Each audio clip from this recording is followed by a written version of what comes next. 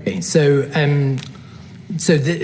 can I just ask, just for the record then, and I think you've largely covered that, and I appreciate it, but prior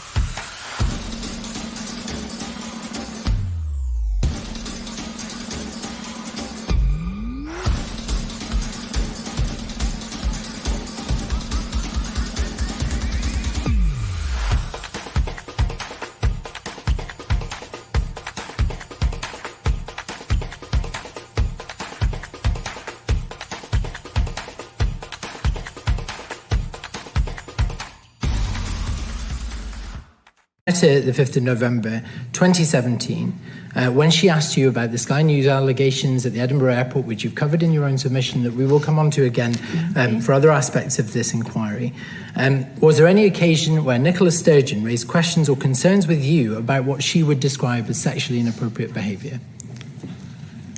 I'm going to answer, Convener, but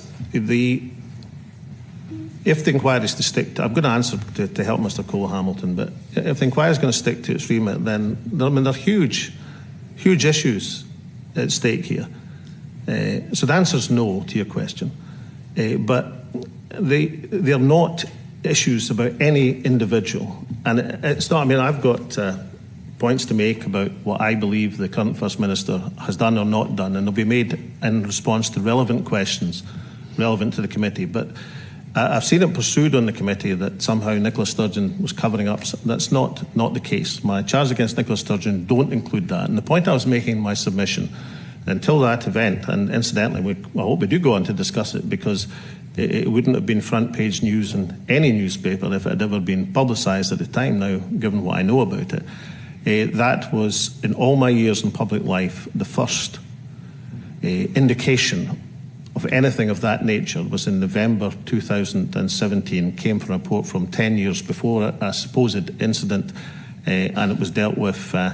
It seemed to cause a great deal of consternation by the Permanent Secretary, and perhaps we can explore that, because it may have been a factor in her thinking at that time. I can't be sure of that.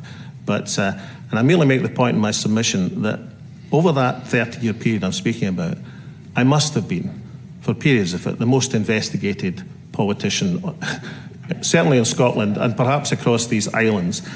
And the fact that nothing came forward over these 30 years is a reasonable indication that there wasn't much there to come forward. And I would think you should bear that in mind. And as I said about my other criticisms of the First Minister, that's not one I hold. And I note that I have criticism of Mr. Murrow as well, which we may get on to later.